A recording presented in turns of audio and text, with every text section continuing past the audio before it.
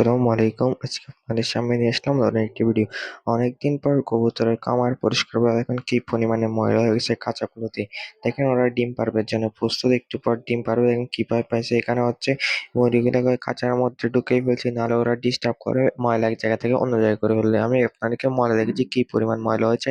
এগুলো হচ্ছে মুরগির ময়লা ও পালক। দেখেন ওরা হচ্ছে খাবার দাবার খেয়ে এখানে ময়লা আবর্জনা ফেলে।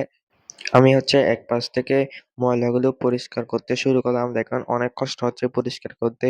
যেহেতু সেই জায়গায় মুরগি তেমন যায় না, সে জায়গায় ময়লা কম।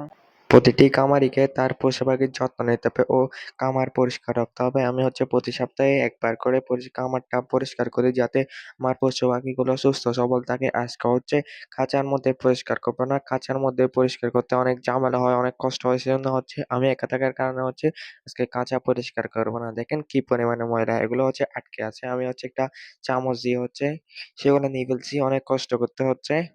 আর হচ্ছে নিজের থেকে বয়স দিতে হচ্ছে ও ভিডিও করতে হচ্ছে, অনেক কষ্ট হচ্ছে। দেখেন আমি হচ্ছে অনেক কষ্ট করে আমার খামারটা হচ্ছে পরিষ্কার পরিচ্ছন্ন রাখি ও কবুতরকে সুস্থ সবল থাকে। মাশাআল্লাহ দেখেন কত পরিমাণ ময়লা হয়েছে। এখানে হচ্ছে গাছ দেওয়ার কারণে হচ্ছে এগুলো সবুজ সবুজ। দেখেন কতগুলো ময়লা এখানে পরিষ্কার করবো আজকে আমি। দেখেন এগুলো হচ্ছে সিরাজি কতটা খাবার গাছে। মাশাআল্লাহ খুব সুন্দর লাগছে। সিরাজি কতটা হচ্ছে যেখানে রাতকে মুরগি থাকে সেখানে কি পরিমাণে ময়লা দেখেন।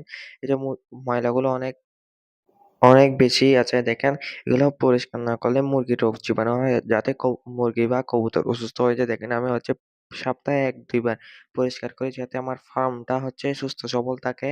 প্রত্যেকটা খামারিকে তার খামারটা সুস্থ সবল রাখার জন্য ভালো খাবার ও পরিষ্কারের প্রয়োজনীয়তা রাখতে হবে, যাতে কবুতর ও বা মুরগি সুস্থ থাকে। দেখেন আমি হচ্ছে অনেক ময়লা হয়ে গেছে। এখানে দেখেন কতগুলো এখানে পরিষ্কার হয়েছে। দেখেন কি পরিষ্কার হয়ে গেছে। দেখেন অনেকগুলো ময়লা হয়ে গেছে। আমি এখন হচ্ছে এক জায়গায় ফেলে দিব। দেখেন কি পরিমাণে ময়লা হয়ে গেছে সেখানে। কবুতরগুলো খাঁচার মধ্যে থাকার কারণে কিন্তু ময়লা কম থাকে, না হলে অনেক ময়লা হয়ে যায়। দেখেন এখানে পরিষ্কার করছি, এখন পরিষ্কার হয়ে গেছে। দেখেন এখানে কি পরিমাণে ময়লা খাঁচার মধ্যে থাকে। কবুতর থেকে মুরগি অনেক বেশি ময়লা করে। দেখেন এখন হচ্ছে পরিষ্কার শেষে আমি দেখলাম